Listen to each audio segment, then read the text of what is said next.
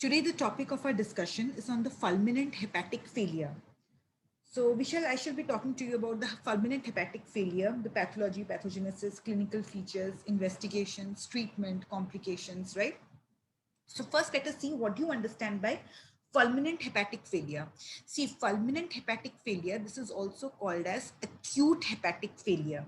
We have got one more term which is called as hyperacute hepatic failure, and one more term which is called as subacute hepatic failure. I shall also talk about that. But this is a very important one, the acute hepatic failure.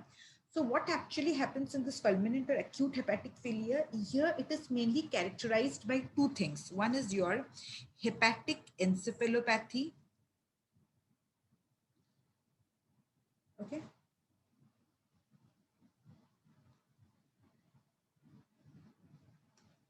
And it is characterized by the coagulopathy. Right. So mainly it encompasses these two things, the hepatic encephalopathy and the coagulopathy. Okay. So, and as you can see from the word acute, what happens in this fulminant hepatic failure is that there is a sudden, impairment of the hepatic function. Okay, so there occurs a sudden impairment of hepatic function, and this sudden, how sudden it occurs within 4 weeks from the onset of symptoms. Okay, so within 4 weeks, if it is occurring within 4 weeks, like the patient develops jaundice or any impairment of the liver function, and within 4 weeks, there is sudden impairment of the hepatic function, the patient starts developing hepatic encephalopathy and coagulopathy. That is called as fulminant hepatic failure. Right now, if this encephalopathy occurs within 7 days, within 4 weeks, we call it as acute. If it is occurring within 7 days, remember it is called as hyperacute hepatic failure. Okay, if it is occurring within 7 days, then we say it as hyperacute hepatic failure. Right now, if it is occurring within 4 to 26 weeks from the onset of symptoms, then we call it as subacute hepatic failure. Okay, so this thing you need to know. Within 7 days, okay, so we call it as hyperacute hepatic failure. And if it is occurring within 4 to 26 weeks, subacute hepatic failure. Within 4 weeks of the onset of symptoms, it is called as sudden hepatic failure. Right? So this is important. And remember, this fulminant hepatic failure, it occurs in the absence of any pre-existing liver disease. Okay, so if there is any pre-existing liver disease, we won't say it as fulminant hepatic failure. In the absence of any pre-existing liver disease, if it is occurring within 4 weeks of the onset of symptoms, in the absence of any pre-existing liver disease. Right now, what are the causes of this fulminant hepatic failure? What can be the causes? Remember, the causes, it mainly includes several causes, mainly the acute causes, like you have got the acute viral hepatitis. Okay, acute viral hepatitis, which is the most common form of hepatitis which can cause fulminant hepatic failure. Remember, it is hepatitis B. Okay, acute form, not the chronic ones. So hepatitis B, delta hepatitis or hepatitis D, and the hepatitis E. Okay, next there are certain drugs, certain hepatotoxic drugs which in overdose can cause fulminant hepatic failure. Then pregnancy not always, but there are certain conditions, like sometimes in pregnancy the patient can develop acute hepatic failure, or the patient can develop HELLP syndrome. What is HELLP syndrome? What happens, this is hemolysis, elevated liver enzymes, and low platelet count. Okay, so this is a thing which might occur, like this is a complication case in pregnancy. So in these cases also, the patient can develop acute hepatic failure. Okay, and which conditions? Autoimmune hepatitis. Okay, and heat stroke, hypothermia, and other less common causes like Wilson's disease. Okay, so then you have got your Budd-Chiari syndrome, shock, poisoning. Okay, so there are other causes also which can cause acute or fulminant hepatic failure. Okay, so these are some of the causes: autoimmune hepatitis, Budd-Chiari syndrome, shock, poisoning, paracetamol poisoning, okay, mushroom poisoning. So these things, right? Remember, fulminant hepatitis, which is the most common type of hepatitis, B. It occurs very rarely with hepatitis C or A. Hepatitis B is the most common acute viral hepatitis, which can cause fulminant liver failure, hepatic failure. Okay, so what happens in this, fulminant hepatic, this thing, here you will see that there is extensive parenchymal necrosis. Okay, so there occurs extensive necrosis of the parenchyma. Okay, and in pregnancy, in these situations, in pregnancy or certain drugs like, in tetracycline toxicity and all, you will find severe fatty degeneration. Right. Okay. Now, what is the pathogenesis? As I told you, it is mainly consisting of two situations: encephalopathy and coagulopathy. Okay. So, what happens in encephalopathy? And any idea? What do you understand by hepatic encephalopathy? What happens in hepatic encephalopathy? Why is this term called as encephalopathy? See, encephalopathy, actually here the brain gets affected. Okay, so there is a disturbance of the brain function. Now, why there is a disturbance of the brain function?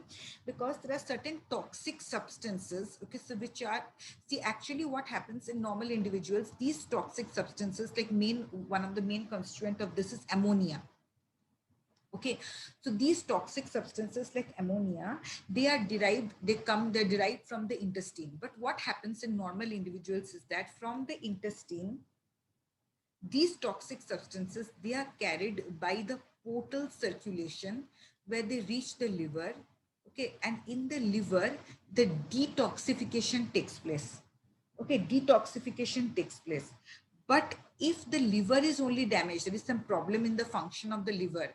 Okay, so now the liver will not be able to detoxify these toxic substances which is coming to it. Okay, so if it is not able to detoxify it, so all these toxic substances will ultimately come into the systemic circulation. It will reach the brain, and it will cause a disturbance of the brain function, which is called as hepatic encephalopathy. Okay, so this is one of the mechanisms. And others also, like, when in case of the liver cirrhosis, any problem with the liver, okay, any failure of the liver, and there occurs the collaterals, intrahepatic, extrahepatic collaterals, which also allow the toxins to directly bypass, doesn't enter the portal circulation directly, it goes into the systemic circulation, right? Or there is increased permeability of the blood-brain barrier. So all these toxic substances enter into the brain. And most important, the many toxic substances, most important is ammonia. Then you have got the amino acids, phenol, and others. Okay. So hepatic encephalopathy, this is what occurs in hepatic encephalopathy. As I told you, this elevated levels of ammonia in the blood, this mainly plays an important role in this hepatic encephalopathy. It causes a disturbance in the brain function. Okay, so here we'll have a separate class on hepatic encephalopathy. But just in short, I'm telling you how the patient presents to us with. Initially, the most earliest feature is that there will be hypersomnia. Okay, there will be disturbances in the sleep rhythm. In fact, there will be inversion of the sleep rhythm. Okay, there will be hypersomnia, and there will be confusion, disorientation, and gradually there will be coma. Apart from that, there will be many other neurological signs like slurred speech. Okay, muscle tone will be increased, reflexes are increased, hypertonia, hyperreflexia. Okay, there'll be flapping tremor. Okay, so this we'll discuss in this separately under hepatic encephalopathy. So this is how the patient mainly presents to us with, right? So this is what occurs in this case also. In this fulminant hepatic failure, we have hepatic encephalopathy. And what are the clinical features? What are the clinical features? You will find clinical features of, first one, you will have all the general features of a liver failure. There has occurred acute hepatic failure. Okay, there has occurred a fulminant hepatic failure. So you will have the clinical features of hepatic failure. Then you will have the clinical features of encephalopathy, which I told you just now. Okay, and then you are going to have some features of cerebral edema also. Okay, so let us see what features are you going to see of hepatic failure. When the liver is involved, there'll be fatigue, nausea, vomiting, there'll be pain, right? Hypochondrial pain, there'll be jaundice. Isn't it jaundice? But before jaundice, remember, don't write jaundice them right in the beginning. First write nausea, vomiting, there's anorexia, and there is, right hypochondrial pain, and then there occurs jaundice. Initially, the liver is enlarged, but gradually later it shrinks. Okay, and then later, if this is not controlled, you know, there'll be ascites, okay, and edema. Then what are the features of hepatic encephalopathy as we discussed just now? There is reduced alertness, because as I told you, the patient becomes disoriented. There is hypersomnia, alertness reduced, confusion, disorientation. Okay, there is inversion of sleep rhythm. This is very important. Sleep rhythm, you know, there is inversion of sleep rhythm, right? Convulsions, slurred speech. So these are the features of hepatic encephalopathy. And what other features the patient will present to us with? The patient will also have some features of cerebral edema. So what are the features of cerebral edema? What happens when there is edema in the brain parenchyma and all? What happens when there is cerebral edema? In the cerebral edema, usually there are many things which occurs, like there occurs bradycardia, okay, the heart rate is decreased. Important one is irregular respiration. Okay, irregular respiration. And any changes you are going to find in the pupils? Yes, the fixed pupils. Okay, I'll write it down separately. It is getting crowded here. Yeah, so we were discussing about the clinical features. In the clinical features, I told you first about the how will you write the clinical features? First, you what the features, general features you are going to see of a acute hepatic failure. Okay, then you're going to see the features of hepatic encephalopathy. Okay, and then you are going to see some features of cerebral edema. We were discussing about the cerebral edema. There is decrease in heart rate, irregular respiration, pupils. Okay, so they become fixed pupils, right? There is the reflexes are increased. There is myoclonus, hyperreflexia. Okay, so the reflexes are increased. There is hyperreflexia. And what about the plantar response? There is extensor plantar response. Extensor plantar response. Okay, so these things you need to know. Right? So these are the clinical features which the patient is going to present to you. Remember, there is this hepatic encephalopathy. How will you know like which grade? There's a grading of hepatic encephalopathy which is done, whether it is a mild grade or whether it has already gone to an advanced grade. This is important. See, just in grade 1, there are 4 grades under which this hepatic encephalopathy, just normally, as I told you, like there is lack of awareness, okay, there is reduced alertness, there is drowsiness, there is disorientation, slurred speech, okay, and what else I told you? There is inversion of sleep rhythm. But properly, if you want to grade it, that is divided into grade 1, 2, 3, 4. In this grade 1, it's just starting with just a small, a minor lack of awareness. Okay, there is incoordination and mild tremor, flapping tremor, you know, asterixis. I'll tell you about this asterixis with proper uh, uh, PPTs. I'll show you what is asterixis when we will discuss about hepatic encephalopathy.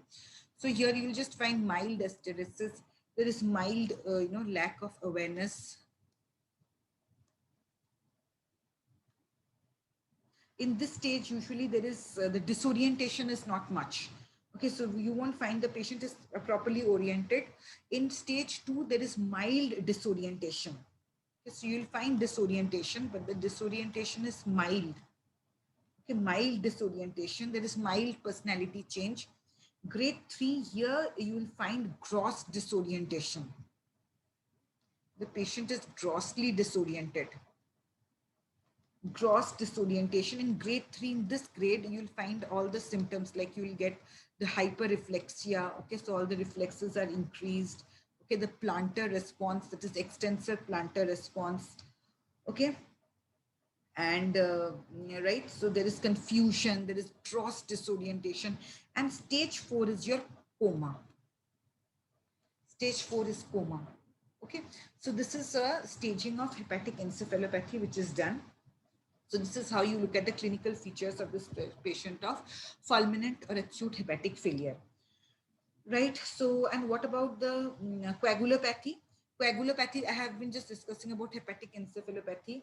So yes, there is one more features also which you will find, that is of coagulopathy, because I told you here it is mainly consisting of two things, hepatic encephalopathy and coagulopathy. Coagulopathy means there is some disturbance in the coagulation system, isn't it? So what will happen? There will occur bleeding. Okay, there is going to occur bleeding from the various sides, right? So these are the clinical features.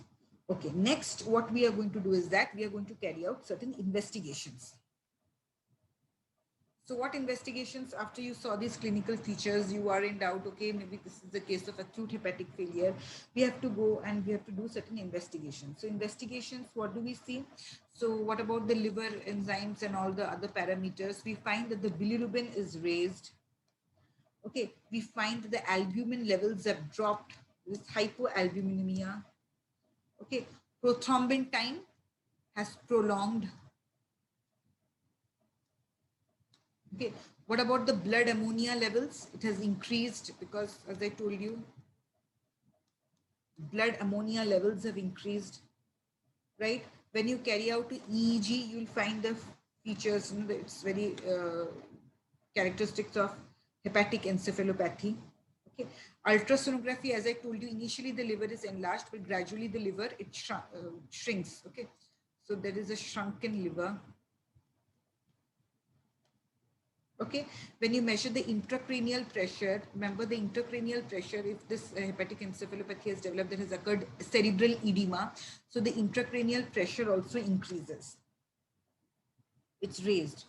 Okay, and what other findings will you find? Normal just CBC, when you do, you'll find there is an increase, there is leukocytosis, but there is a decrease in the platelet count. Okay, there is thrombocytopenia, but there is leukocytosis.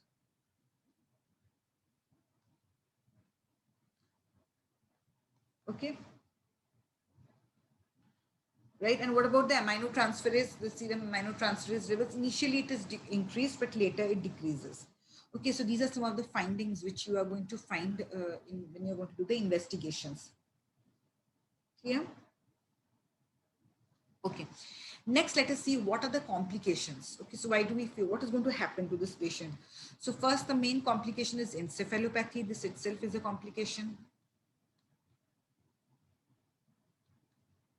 What else? Then cerebral edema.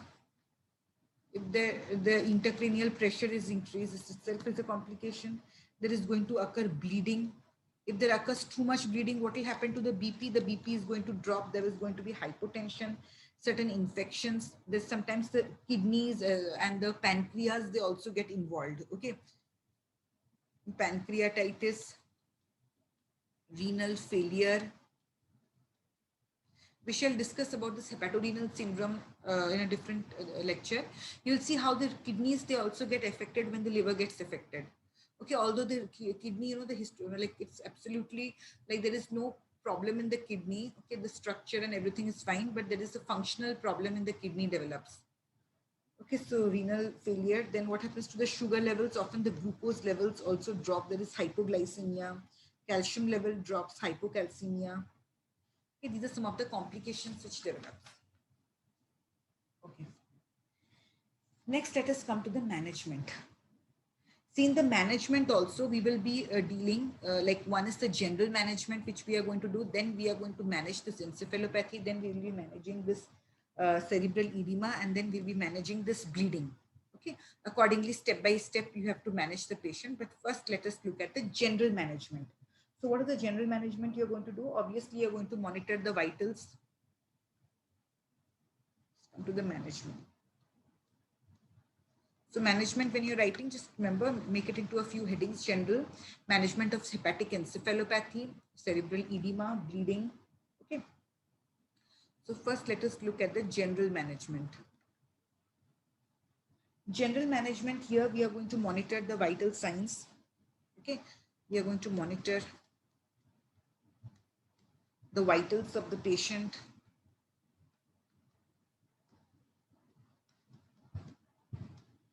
Urine output, vitals, okay, renal functions, electrolytes.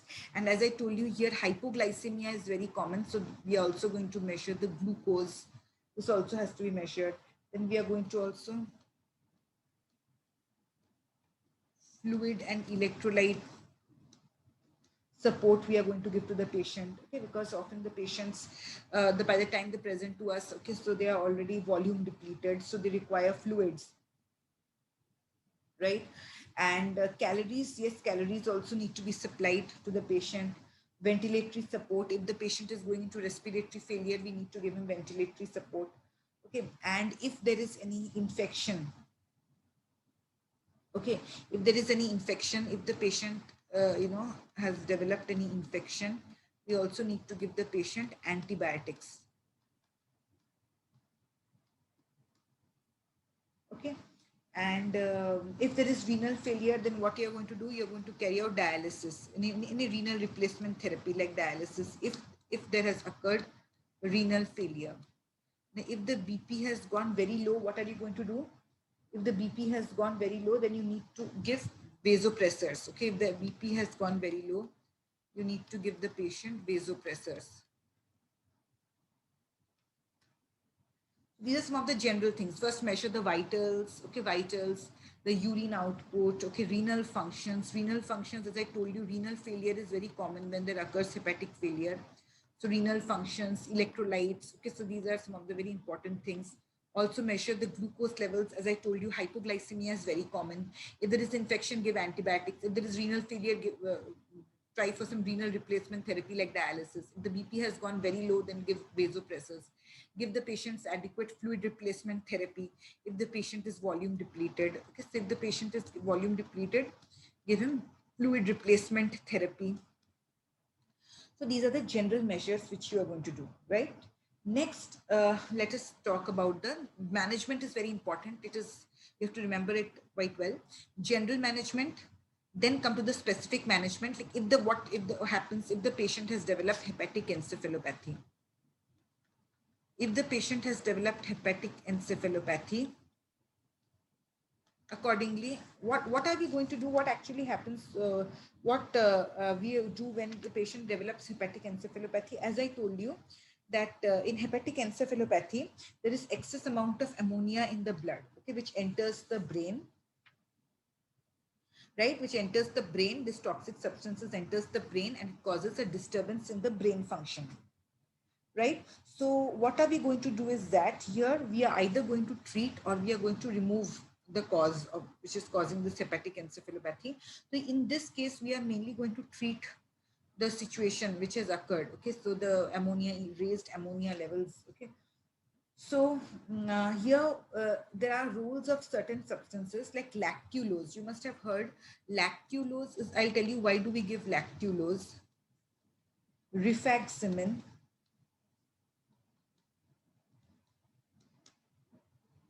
okay, lactulose, rifaximin, bowel washes. I'll just tell you the role of each. Why do we give this? Right? And okay, so these are the main things which is given. Why do we give lactulose? Lactulose mainly it is given in a dose of 15 to 30 ml 3 times orally. Okay, so actually what happens is that in our colon, okay, so when this lactulose gets metabolized, it creates a acidic pH. Okay, it creates a acidic pH in the intestine, and because of this acidic pH in the intestine, this ammonia, okay, so this gets converted into ammonium, and this ammonium, this is poorly absorbed. Ammonia, this is rapidly absorbed. It comes into the blood and enters the brain. But if the lactulose by its metabolism creates an acidic environment which converts this ammonia into ammonium, and now this ammonium, it is very poorly absorbed. Okay. Okay. Next, let us talk about the rifaximin. See, earlier to reduce this ammonia production by the bacteria in the gut, because mainly this ammonia is coming from where? From the intestine. Okay. To reduce the production of ammonia in the intestine, we were using neomycin. Okay, but it was used to sterilize the gut to reduce the ammonia production. But neomycin was having many side effects. Therefore, nowadays we use this rifaximin. So what this rifaximin is going to do is that it is going to reduce this ammonia production by the colonic bacteria in the gut. This ammonia production is going to be reduced. Okay, so this is the main thing. And in this hepatic encephalopathy, you have to maintain the calories. You have to correct if there is any electrolyte imbalance, as I told you, in the general measures only. Okay, and this is the thing. Instead of lactulose, you can also give lactilol. Lactilol can also be given. Okay, or instead of lactulol, you can also give polyethylene glycol. These are some of the alternatives which you can use instead of lactulose. Okay, and okay, this is all about the treatment of hepatic encephalopathy. Achha, hepatic encephalopathy, should you give sedatives? No, we don't give sedatives, because these patients already, they are drowsy. There is drowsiness, there is confusion, there is disorientation. So we avoid sedatives. Remember, sedatives should be avoided in this case. Okay, next, another what complication was there? Cerebral edema. So to reduce the cerebral edema, what are we going to do? Most important, head elevation. Okay, so head is elevated at 30 to 40 degree. And there is one more drug which we give intravenously. Okay, so this is to be repeated every 6 hours. Okay, that is your mannitol. You all must have heard about this mannitol. Okay, so this one, by its osmotic nature, it is going to reduce the cerebral edema. Okay, so it is used to reduce this cerebral edema, mannitol. And by which route it is given? It is mainly given by the intravenous route. Okay, and this is important. And in case if this mannitol is also not working, then you can give sodium thiopental. Sodium thiopental, this is used in the mannitol resistant cerebral edema. Okay, so this is how you are going to take care of the cerebral edema. Next, let us come to the bleeding. Now, if the patient is having excessive bleeding, okay, so what are we going to do? We are going to administration. These are some other measures. Okay, administration of vitamin K. Okay, so vitamin K. Okay, or if there is too much of bleeding, there's clinical evidence of bleeding, we also can administer fresh frozen plasma. Okay. Okay. Next, if this fulminant hepatic failure, this is what we give during bleeding. Okay. Now, if this hepatic failure has occurred due to paracetamol toxicity, as I told you, an excess amount of paracetamol can also cause. So, what is the drug which we give? What is the drug? What is the antidote for this paracetamol toxicity? It is N-acetylcysteine. This you all must be knowing about N-acetylcysteine. This is the antidote for paracetamol toxicity. Okay, and suppose, like, I'm just telling you specific situations. Okay, if it is paracetamol toxicity, what are you going to give? Okay, and if it is due to hepatitis B related failure, hepatitis B related failure due to acute hepatitis B that has occurred, so we have to cure this. We have to remove this virus from this liver. So for this, we have to give some antiviral therapy. Okay, next is what else? Autoimmune hepatitis. Autoimmune hepatitis, which drug is given in case of autoimmune hepatitis? In case of autoimmune hepatitis, we are going to give the patient steroid. Steroid therapy is given for autoimmune hepatitis. If it is pregnancy related acute liver failure, okay, so usually there is no cure for this. But in this case, what we do is that we do urgent delivery. Even if the baby is premature, we go for urgent delivery. Okay, and still if these measures, and if you don't find it helpful, we can, others are also there, like we can go for exchange transfusion. Okay, so others, and as a last resort, we can go for liver transplantation also. Okay, liver transplantation. So here I've discussed to you about the fulminant hepatic failure. I told you what is fulminant hepatic failure, what it is mainly comprising of, within how many weeks of onset of the symptoms. Okay, so we say it as fulminant hepatic failure. I told you about hyperacute hepatic failure and subacute hepatic failure also. Then we discussed about the clinical features, okay, which we discussed under 3-4 separate headings: general hepatic encephalopathy, coagulopathy, cerebral edema. Accordingly, treatment also we discussed like that only: general treatment, treatment of hepatic encephalopathy, treatment of cerebral edema. Then we talked about bleeding, and some specific treatments also we talked about. Okay, so this is all about your fulminant hepatic failure.